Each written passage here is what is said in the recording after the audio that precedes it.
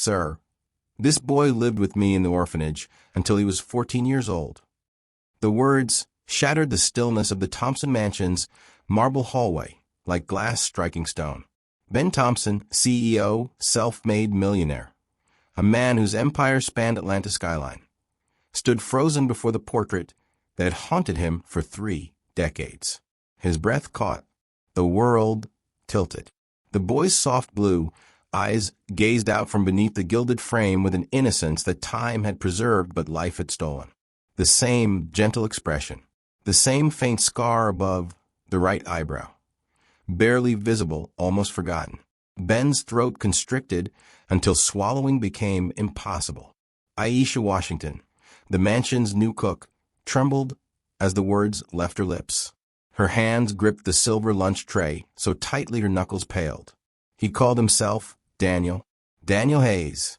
He never talked about his family, only whispered about a brother who used to call him my little man. "I never forgot that face, sir. Not in all these years." Ben turned slowly, as if moving through water. The air in the hallway grew dense, heavy with the weight of memory demanding to be acknowledged. The past wasn't past anymore. It was standing right here, breathing through this woman's confession. Ben Thompson had built Thompson Estates from nothing, a luxury real estate empire that transformed Atlanta's Buckhead district. But there was a wound no amount of success could heal: the disappearance of his 6-year-old brother, James Thompson. It happened on a Sunday morning in Piedmont Park. Bright, warm, the kind of Georgia spring day that makes you believe nothing bad can happen. James had been crouching by a flower bed, watching a butterfly. When Ben returned from chasing a frisbee 3 minutes later, James was gone. The FBI opened a task force. Search dogs combed the park for weeks. His mother, a piano teacher, fell silent, her Steinway gathering dust. His father, a corporate attorney, buried himself in work. Both died within a decade, their hearts broken by unanswered questions. And Ben grew up carrying the weight of a promise he'd made to the portrait his mother had commissioned. "I'll find you, James. I'll bring you home." Until that Tuesday afternoon, 30 years later, when the mansion's new cook stopped before that same portrait and whispered a name Ben had never heard: Daniel Hayes. "What did you just say?" Ben heard himself ask. Aisha steadied herself against the wall. His name was Daniel Hayes.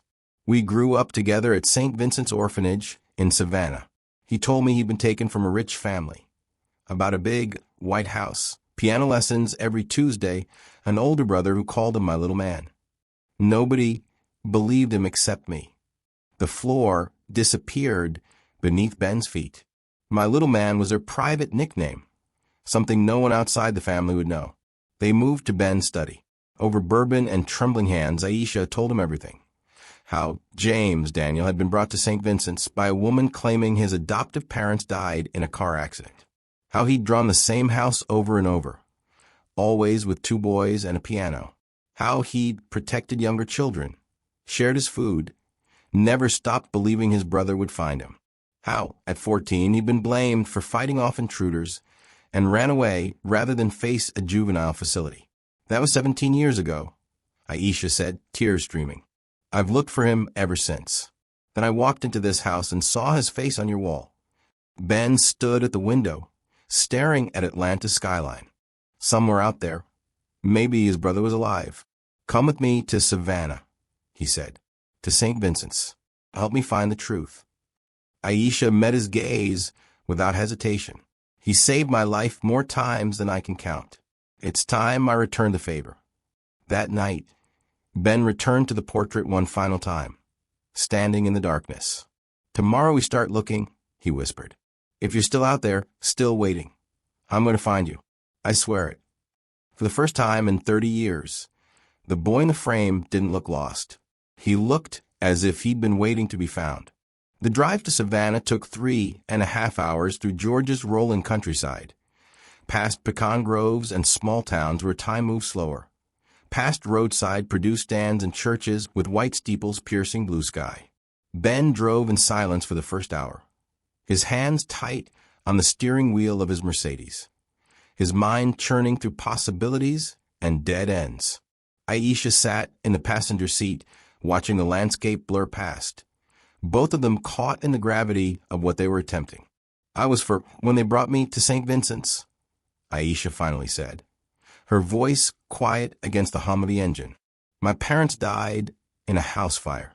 No other family. The state made me a ward, and I ended up there." She glanced at Ben. "Daniel James. He was the first person who made me feel like I mattered.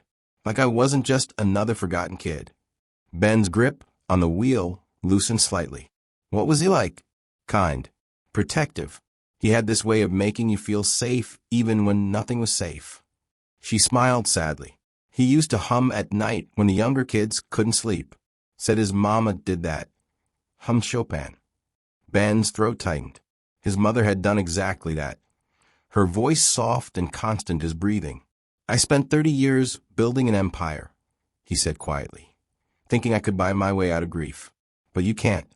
You just learn to live around it, like a tree growing around a fence." "Maybe," Aisha said. "Or maybe you were just waiting for the right moment to start looking again."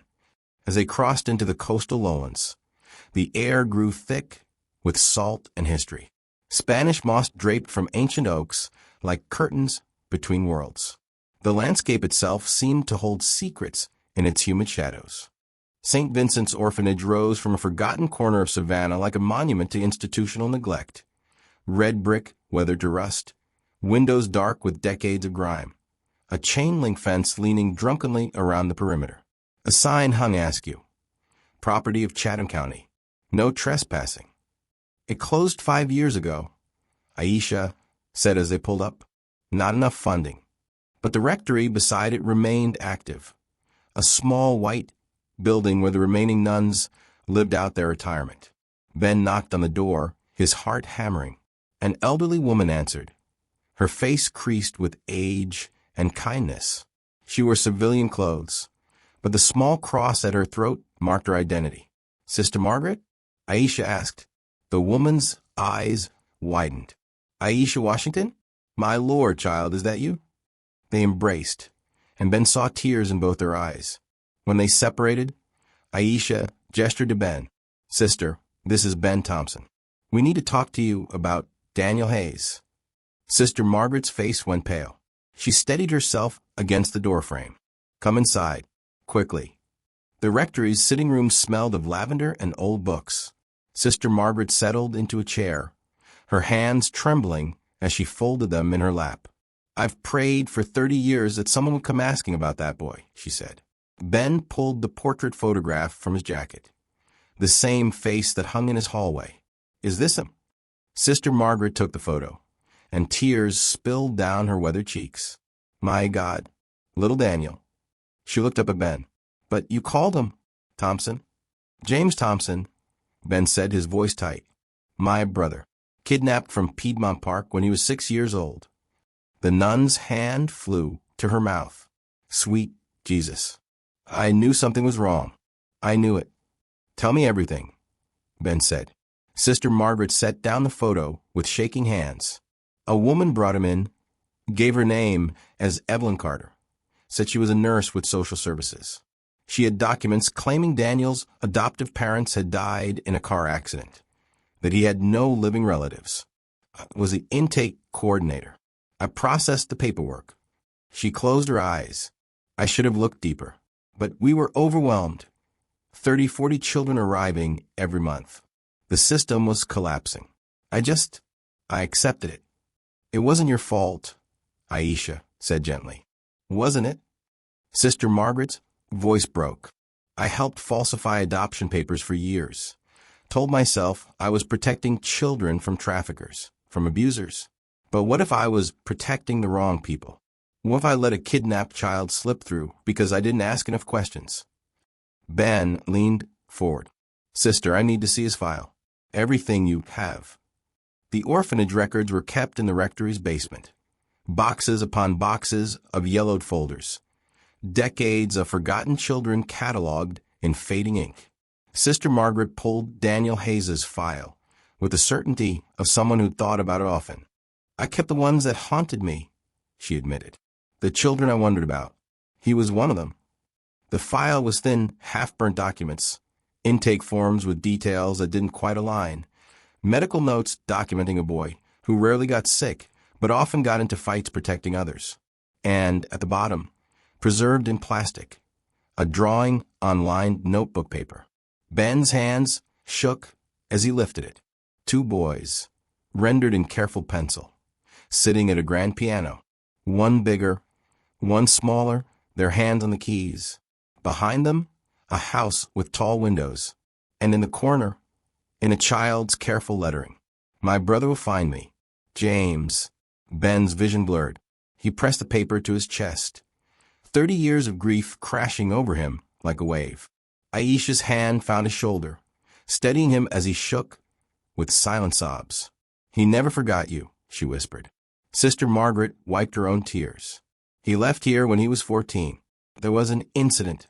Boys breaking in. Daniel defending the younger children. The administrators wanted to send him to juvenile detention. He ran instead." She paused. He talked often about Macon. Said an art teacher visited once, told him he had real talent. Said there were galleries and art fairs there. "I always wondered if he went looking for that." "Did you ever hear from him again?" Ben asked hoarsely. "No, but—" Sister Margaret hesitated, then reached back into the file. "There was a note in here from Grady Memorial Hospital in Atlanta, dated 3 years after he left. They'd contacted us looking for records on a John Doe patient, 17 years old, found unconscious after an accident. The description matched Daniel, but by the time we responded, he'd already left the hospital." Aisha pulled the paper from the file, studying it. "This date? Ben, this is recent enough that there might still be records. Hospital systems keep digital archives now." Ben stood, clutching the drawing like a lifeline. "Then that's where we go next." As they prepared to leave, Sister Margaret walked them to the door. The late afternoon sun cast long shadows across the overgrown yard where forgotten children had once played. "Mr. Thompson," the nun said softly, "I don't know if your brother is still alive, but I do know this. He never stopped believing in you. That kind of faith doesn't die easily." Ben met her tired eyes. "Some souls don't vanish, do they, sister? They just wait to be remembered." "Yes," she whispered. "Exactly that." In the car, driving back toward Atlanta, as sunset painted the sky in shades of amber and rose. Ben held the drawing in his lap. His thumb traced the careful lines his brother had drawn, the piano their mother had played, the house they'd lost, the two boys who'd been torn apart.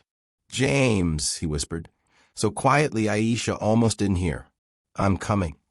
The highway stretched ahead, leading them home. But home had changed. It wasn't just a place anymore. It was a promise finally being kept, a thread finally being followed. A boy who'd never stopped waiting. Somewhere ahead, in the sprawl of Atlanta's streets and stories, the truth was waiting. They just had to find it. The hospital records led them to Macon 3 days later. Grady Memorial's archives had been digitized years ago, and Ben's lawyers had expedited access with the efficiency only money and urgency can buy. The John Doe from 17 years ago had a paper trail after all. Discharge papers signed with a shaky signature. Daniel Hayes. A forwarding address that no longer existed. But buried in the social worker's notes, a single sentence that changed everything. Patient expressed interest in art therapy programs in Macon area. It was enough. Now Ben and Aisha walked through the Macon Community Arts Fair on a Saturday morning bright with possibility. Children ran between booths, their laughter cutting through the air like wind chimes. Local artists displayed paintings, pottery, handmade jewelry, a celebration of creation in a town that still believed in community. "There," Aisha whispered, stopping so suddenly Ben nearly collided with her. A booth at the far end, beneath an oak tree strung with prayer flags. Hand-painted portraits of children covered the display boards, each one rendered with tenderness that transcended technique. And in the corner of each painting, a small signature. D. Hayes. Behind the booth, a man painted a little girl's portrait while she sat giggling in a folding chair. He was thin, bearded, wearing a faded denim shirt with paint stains on the sleeves. His hands moved with practiced grace, his concentration absolute. Ben's heart stopped. The bone structure was the same. The way he held his head tilted slightly when he focused. The shape of his hands, their mother's hands, elegant and expressive. James. Ben's voice cracked on the name, barely louder than a breath. The painter's brush froze mid-stroke. He looked up slowly, and Ben saw it. The same blue eyes from the portrait, now older, marked by years of survival, but unmistakably his brother's eyes. "I'm sorry," the man said, his voice uncertain. Ben stepped closer, his hands trembling as he pulled the yellow drawing from his jacket, the one from St. Vincent's, preserved in plastic. "Did you draw this?"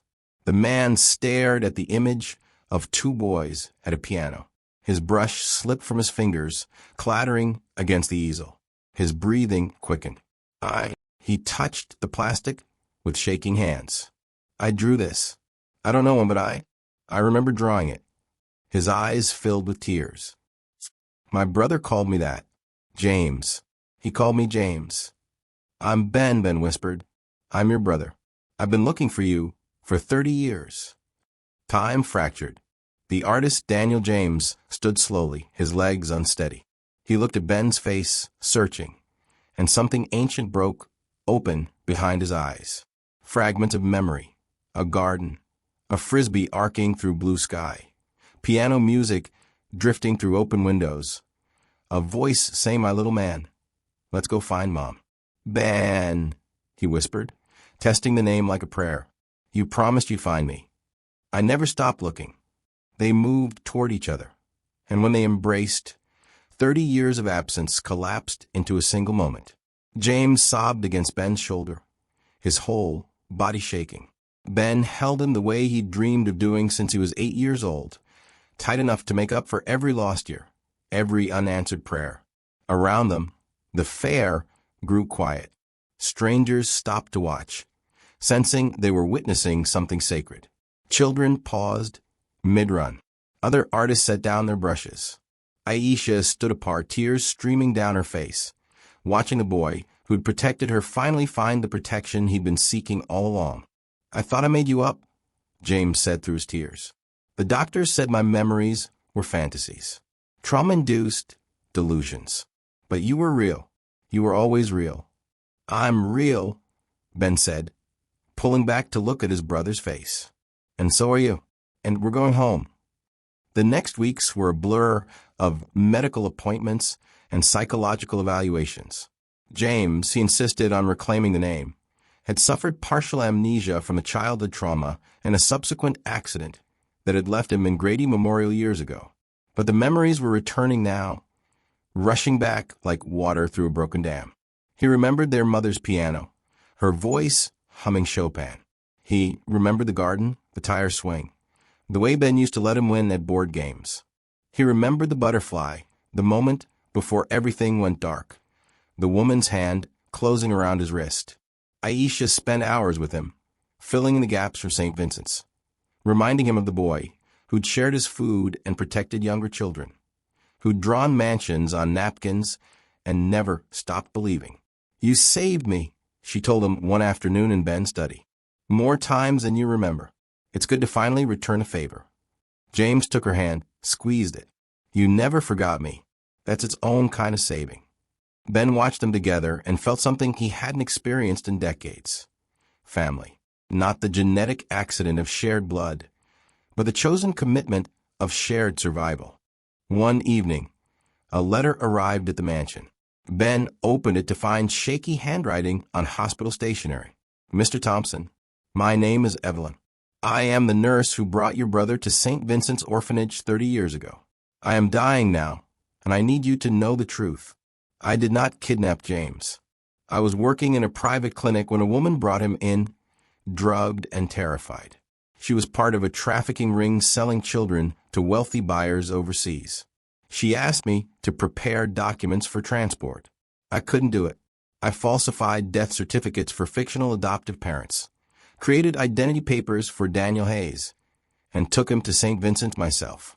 I told myself I was saving him, but I stole his life in the process. I stole your family's peace. I am so sorry. I thought I was choosing the lesser evil. I see now that I was simply choosing a different kind of theft. I hope you found him. I hope he's forgiven me. I hope you can too. Evelyn C. Ben read the letter 3 times, then showed it to James. She saved you, Ben said quietly, in the only way she knew how.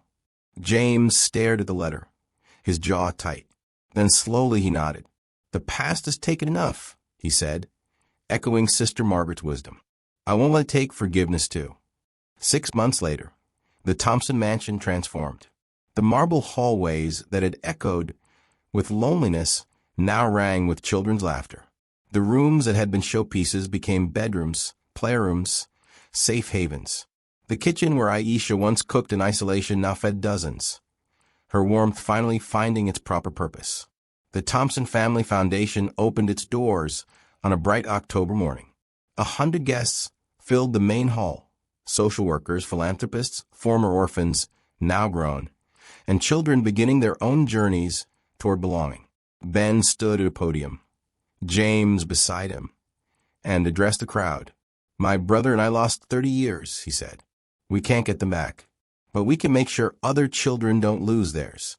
This foundation exists for every James who's waiting to be found, every Aisha who needs a safe place to grow, every family that refuses to stop looking. James stepped forward, unveiling a painting on an easel beside the podium, the foundation's emblem. 2 boys holding hands before a grand piano, rendered in the same careful style he'd been perfecting for 30 years. Memory brought me home, James said softly. Love kept me alive, and now both live here. The crowd erupted in applause. Aisha, now officially the foundation's director of family services, stood in the back, watching her 2 boys, the ones she protected and who protected her, finally write an ending worth the painful journey. The portrait still hung in the main hallway, but everything around it had changed.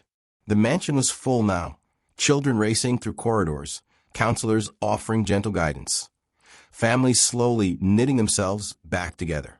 The silence had been replaced by life in all its messy, beautiful chaos. Beneath the portrait, a new brass plaque read, Time may steal names, but never love.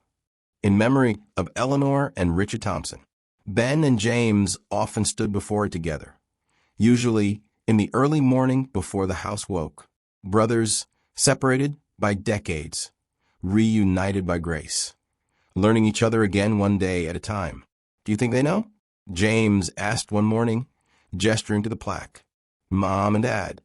Yeah. Ben considered, then smiled. Mom always said, love doesn't end. It just changes form. So, yeah, I think they know. Through the tall windows, morning light spilled across the marble floors, warm and golden. In the kitchen, Aisha was already preparing breakfast, humming Chopin the way their mother used to. Somewhere upstairs, children were waking to their first morning in a place that would finally feel like home. You kept your promise, James said quietly. We both did, Ben replied. You never stopped believing I'd come. I never stopped looking. That's what family does. They stood there in comfortable silence. 2 boys who'd lost everything and found it again in the most unexpected places. In a cook's confession, in a nun's guilt, in a yellowed drawing that refused to be forgotten. Because sometimes love doesn't return in grand gestures or miraculous moments. Sometimes it returns quietly, in faces we never thought we'd see again, in hands we never thought we'd hold, in promises finally kept after 30 years of waiting. The portrait watched over them, silent witness to the impossible made real. And that quiet reality was a miracle in itself.